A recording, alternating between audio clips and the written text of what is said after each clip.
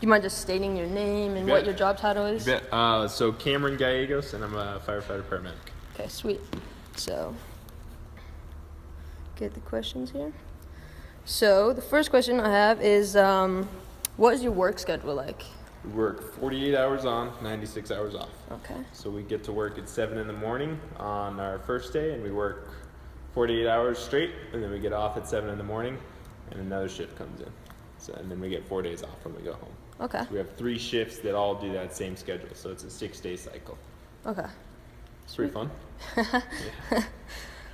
So for my research, I had to just kind of, my overall question for my research project was, does the work schedules that firefighters experience affect their ability to perform? For sure. And we had to have a counter argument against that, because my thesis was that it does affect them. You bet. And the counter argument was it doesn't, because you guys, like have, what'd you say, 48 hours off? 96 hours Okay, off. 96 hours off. So yeah, yours is different then. And then this person believed that because you had so many hours off, you gained your energy back and you gained it. Yep. So what's your opinion on that? So do you think that? It's a good question for sure, and I see your stance on it. There's a lot of studies out there, literature on both sides of the argument actually. So and good literal literature and good science backing both. So it's tough to take a stance. The pros to our schedule, I think it's very valid that we do get 4 days off, so we can recover. Yeah. That first day off is usually useless. That's our day that we're really, you can function on 2 days with 0 sleep pretty good. Yeah. And we actually do, in theory, get some sleep at work. So at nighttime, if we're not running calls, which some days are busier than others, and you're really tired when you get off work and you go home, and that's when it really hits you that you can't function. But you regroup, you reset, and you come back to work and you're ready to go. I think the fatigue and things like that you would get on the second half of that, if you were up all night the first night, the second day, you're certainly very tired, and that's where the cons come in. That's where the other side of the argument comes in. Your side is, you haven't slept last night. Yeah. How good can you really be? And it just, you kind of get used to it. You kind of get used to functioning. And it's few and far between, I suppose, that you really are up all night that first night. You may run 2 or 3 calls and, get a little sleep and maybe take a little bit of time to regroup throughout the day. And I'd like to say you just get used to it, but physiologically it's not good for you. It takes its toll on you for sure. But at the end of the day, somebody's got to be here all the time, for sure. So there's pros and cons to it. I think in the bigger picture, I think people use less sick time with this schedule. They use less vacation time with this schedule because they do get those days off. Whereas if you cram it down into a more condensed 12-hour schedule where you're coming back and going back and back and forth a lot more, that's where people call in sick more. You get I think people are less happy with that in general, which makes for disgruntled employees. Whereas with this schedule, you may be a little bit more tired, but by and large, the big picture, you have happier employees. So there's good arguments both ways for sure. Okay. I'm a fan of this one. Yeah. So going off of that, do you feel that you yourself have ever experienced just a lack of sleep? Yeah. Absolutely. And I'm a rookie here, so I'm up before everybody else, and I go to sleep after everybody else. So I'm getting even less sleep than those guys are. But I'm young, so I can handle it a little bit more. It definitely gets you. Like I said, I can. If I don't sleep at all on the first night, I'm usually pretty good. The whole second day, I think clear. I'm sharp. I have plenty of energy. It's the day after that I really notice it. That I'm really dragging. That I'm slow. I'm processing things slower. Cognitively, I'm just not there. But usually, I'm at home on my couch, hanging out with my little kid. At that day. So do you know what's the longest time you've ever been awake, just without going to sleep? On the job, not on your free time. Right. Yeah, that's. I think I've definitely gone an entire 48 hours without. 48 hours. Sleep, yeah. For sure. Is that just because so many calls were coming in? Yeah, or? just those calls at nights. Usually after 7 o'clock or so, we tend to kind of get caught up on reports, wind down a little bit, read a book, whatever it happens to be. So it's good rest time for us after that, you know. And the only responsibilities that we have then are to run calls. So if they're just running nonstop, and you'll have those nights where you just don't stop running, you don't even come back to the station, or you get back and you go, you lay down, and you can't get back to sleep for a while because you're so amped up. That's another thing of it is, you know, it takes a long time to get back to sleep after a call. Yeah. You know, it wakes you up in the middle of the night, your heart rate jumps up, your cortisol dumps, and you go and you run your call, and then you get back and you can't get to sleep for a couple hours, you know. So, but I've definitely gone an entire 48. It's pretty rare. I've been doing this for 7 years, and I think I've only done that maybe 2 or 3 times. 2 or 3 times. Okay. Yeah. So it's not. For sure, it's pretty rare. Yeah. Yeah. So going off what you said with the alarm, you know, I read another article actually that said that the alarm because like you guys get an alarm in here, correct? Yeah. Yep. And it goes off in the night, right? Yep. So this article said that alarm can cause you guys stress, actually. Yep, absolutely. And there's a lot of good studies, and we're fortunate enough that our department cares a lot about us, and they put a lot of money and a lot of time and a lot of energy into keeping our firefighters healthy, both physically, mentally, you name it. And so the old days, you know, it was a big loud bell that got you up, and literally your body physiologically goes from, you know, your heart rate is really slow, you're sleeping, your REM cycle is going to this complete opposite. Your heart rate's through the roof, your blood pressure, you know, your physiological response is that it's the fight or flight, you know, it's I gotta go, right, you know, and you're running around and trying to shake off the rust. So our tones have actually gone to it sort of beeps once. It's like an ascending kind of thing, you know, and you get up right away after the first, you know, it's loud enough to where you hear it, and the lights go on kind of a red light and things like that, and it gets brighter. So you get up right away. It doesn't affect the time of our response, but you hear that first beep, and then as you're coming out to the rig, it's getting louder and louder. So it eases you into it a little bit, as opposed to just jumping that off. So if we got a call, you'd see it here. I think it can actually probably show you one, but you know, we get a radio dispatch over, the lights change, the tones throughout the whole station change. So in the middle of the night, it's a little bit different than during the day, so it helps out a lot for sure. Okay. I don't know that I've noticed it, but they say it helps, so whatever works. So how long do you guys have, like, because you have a certain amount of time to get all the gear on, correct? Yep. How long do you guys have? The international standard is by the time we get dispatched, we have to be in our gear out the door in less than 60 seconds during the day. So that I think goes until like 9 o'clock at night. So we've got 60 seconds to literally be moving out the door. At night that changes to, I want to say, 80 seconds, so we get an extra 20 seconds at night to get out of bed, you know. But still, 80 seconds is pretty quick, whether it's a medical call, whether it's a fire, whatever it happens to be, to, you know, if you're taking a shower. We're here for 48 hours, so we're cooking dinner, we're working out, sleeping, showering, whatever it happens to be, you got to be out the door in 60 seconds. So that's the standard. We don't always meet it, but we're pretty darn close to always meeting it. We strive to. So, you know, if we're out training or we're somewhere else, still have to hold that. So not starting something that you can't drop right away is key. Okay. So what's your favorite thing about being a firefighter? Oh, guys. Yeah? Good question. Yeah, the crew, the guys and girls, I mean, the whole crew dynamic, you know, it's a home away from home. Yeah. I come in and it's, you know, these guys are brothers, these ladies are sisters. It's something that you can't really explain. I don't know if you play sports or anything like that, but it's like that on an entirely different level, you know. I mean, I spend, you know, 48 hours here at a time.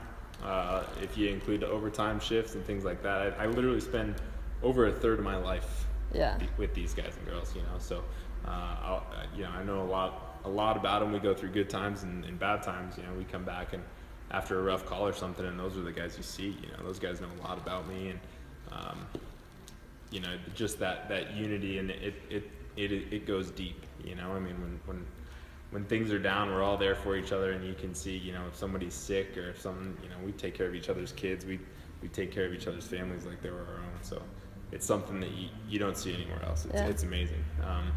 The job itself, you know, it's the best job in the world, but my favorite thing for sure is the crew. You know, that's what everyone. I've interviewed quite a few firefighters already, and that's Totally. All of it, yeah, that's all of their answers. And you can't explain it, you know. It's Yeah. there. It's really, really cool. That's really what cool. I've always I've watched Firefighter, like Ladder 49, you know, all. And some of that and stuff, I mean, it's kind of accurate. Yeah, you know? I just because it always seems like such a family bond, you It know, is. and that it just seems great because there's not a lot of like other jobs that really totally. have that. So There's just so much turnover with other jobs, you know. I mean, we've got guys that have been doing this for 30 years, you know, and so you'll hear a tone here. It's not us, but so you kind of hear that come, and so that's your first cue, and then you hear.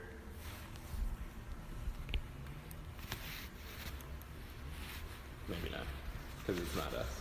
We're out in the day. Yeah, so just their station will hear it, sorry. So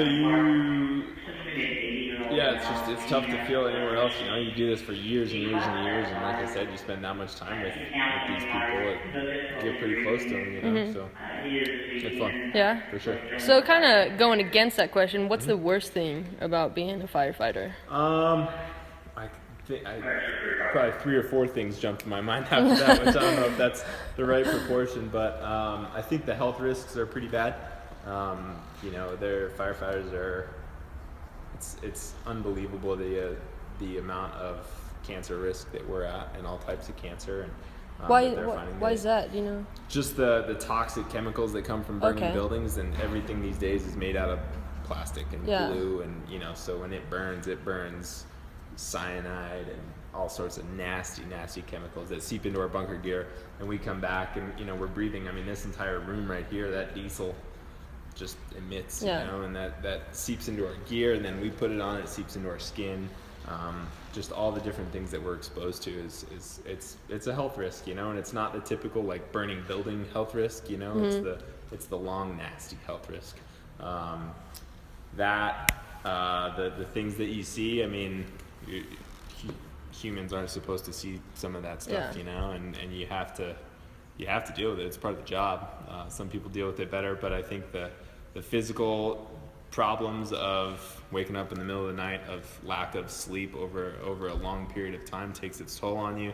The stress, the cancer, and the psychological toll, you know, of all that stuff combined, you see guys snap, you know, and like I said, you have all the support in the world. You got brothers and sisters that love you and that are there for you, and you see guys that snap, and it's tough, you know, for sure. It's not, like I said, humans aren't supposed to see some of that stuff, you know, and you do it because you're good at it, you do it because you like doing it, or whatever it happens to be, whatever anybody's reason is, but everybody's got a glass, you know, and once it gets full, there's, you know, it's subjecting yourself to things that, you know, if you worked a 9 to 5 and you'd made more money and stuff like that, you wouldn't have to deal with, and you wouldn't be putting yourself at risk for cancer and dying early, and, you know, seeing some of those things, but still the best job in the world, even after all of that. Yeah. So, and those are pretty bad things, but those are things I like least about the job, but it's still worth it, even after all that. So. For sure. Yeah. So, you said you had a family, correct? Yeah. Mm-hmm. Yep. Yeah. So how do you feel that the work, like, does your schedule kind of make you lose time with them, or how does that? Well, you know? I think the divorce rate among firefighters is extremely high, unfortunately. I think the ones that do make it with their spouses, their wives and husbands, they have amazing wives and husbands who understand. You know, we have it good that we're, you know, I do things with my family that other people working a 9 to 5 wouldn't be able to do. You know, I can take my kid to school on a Tuesday and, you know, go to soccer games all week long and coach soccer, and then, you know, maybe I work on the weekend or whatever it happens to be that week. And I can go skiing on Tuesdays where everybody else is at work. And my wife and I can, you know, go skiing, and I'm not taking any time off. So I get to see things that a lot of other parents that work a regular schedule wouldn't get to see with their kids and spouses, but you definitely have to have an extremely supportive significant other that gets it, you know, that, because my wife is a single mom for 2 days at a time, you know. If something's wrong at the house, she's got to fix it. Yeah. You know, if somebody, childcare and things like that, you know, I'm gone. So You know, you think of soldiers that are gone for however long they're gone for, you know, and years at a time, months at a time. I mean, if you add it up, you know, like I said, I'm gone a third of the time. So my wife's a single mom for a third of the time. So, you know, she's extremely strong. She's extremely self-confident, and she can handle everything on her own, just like all these guys' wives and husbands are. And they have to support it, you know, I mean. And then the days that I come home and I'm a total wreck, I haven't slept in 2 days and I ran a nasty call or something like that, you know, I'm home, like I'm ready for 4 days, but I'm useless. Yeah. You know, I'm extremely tired. I'm sad.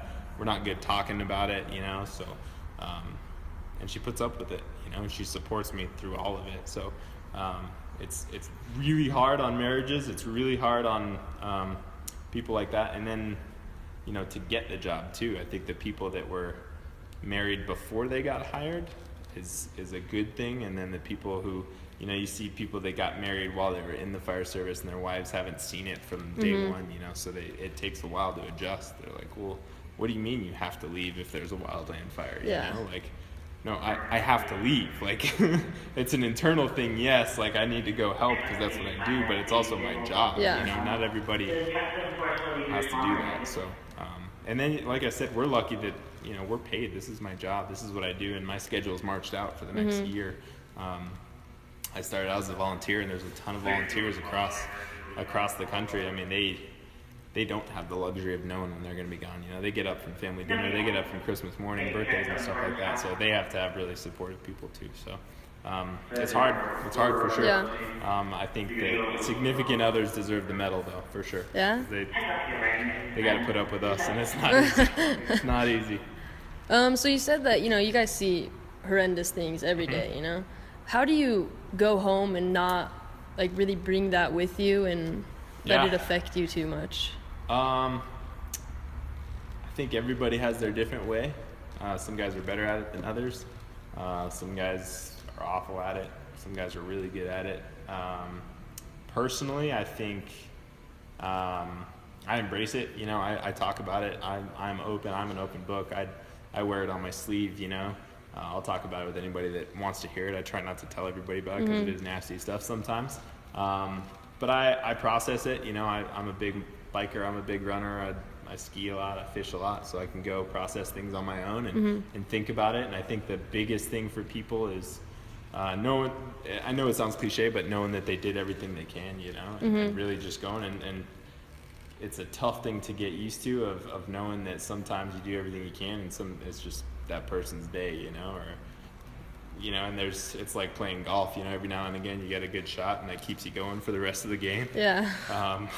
You know, every now and again you get a save, you know, they're rare. You don't get them a lot, but you get a really cool save or something, and that keeps you going, you know. It'll hold you over for a few bad calls if you do something really great. So, again, that's where your significant other comes in. My wife's great about it, you know. She listens when she needs to listen, and she talks when she needs to talk, and, you know, she knows when I just need to vent, and she knows when she needs to slap me on the ass and, you know, go from there. So I think a good support system's huge, and I think, again, like I said, our department is really, really good with that. We've got a peer support system because we're like I said, we're really bad about talking about it with other people, and it's tough for us because we don't think other people understand. Yeah. So there's groups of firefighters that are there, and they can talk to you and hear about it and stuff like that. So yeah, I think having a good system, whatever works for whatever guy or girl, I think that's what they need to stick to, and you can never predict it. You know, some kid calls are hard on everyone, you know, but you never know what tips guys over the edge. So just staying with it and being open about it and not locking it all in, I think.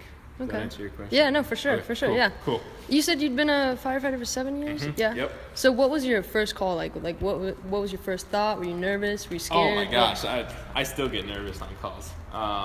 But, you know, just like a lot of people in this industry, I started out as a volunteer and kind of worked my way up. And I was probably nervous literally every single call for the first 4 years. Really? Yeah.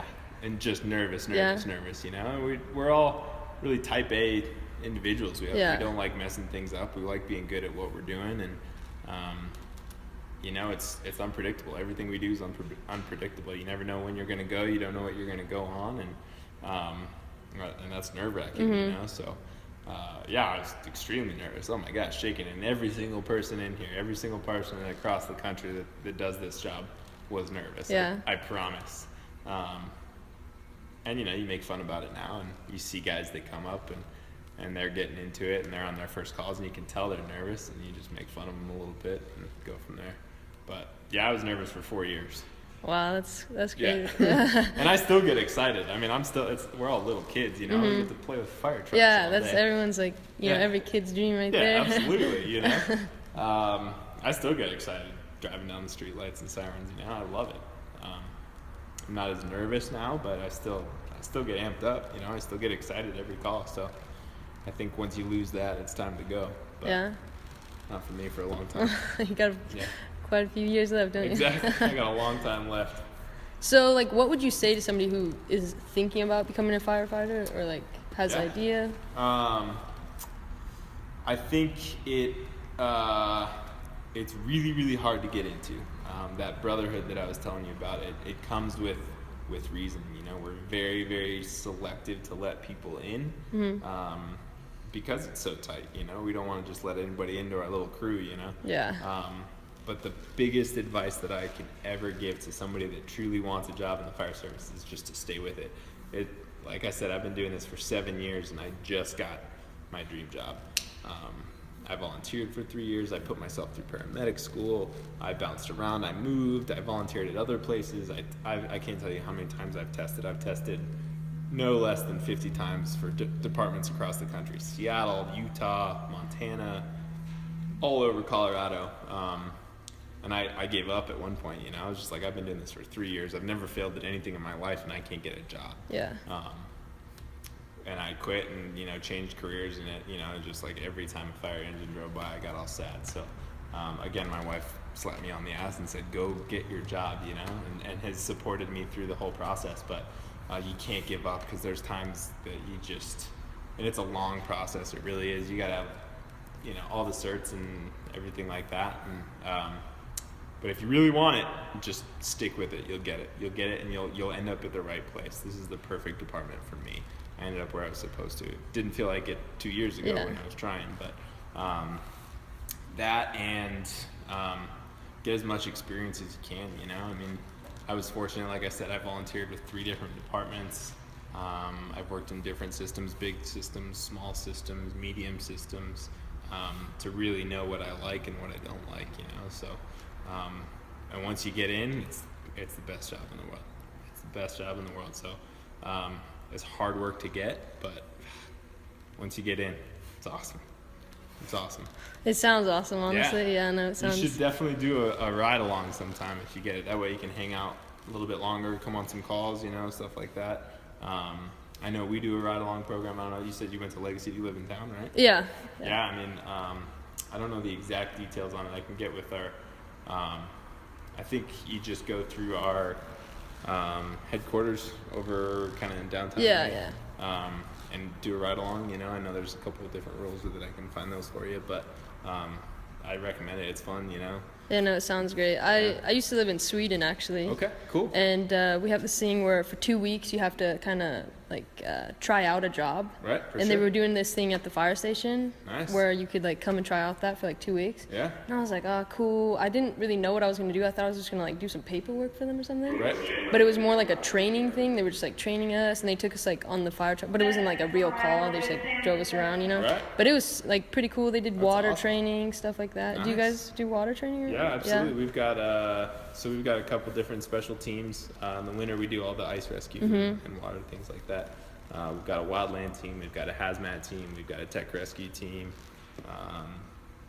Yeah, all sorts of fun stuff. You know, we don't have a ton of water up around here. Yeah, there's not. So we do, you know, the ponds and things like that. But since we don't have any rivers or anything, we don't do swift water. But a lot of departments on the Front Range do. So. There you go.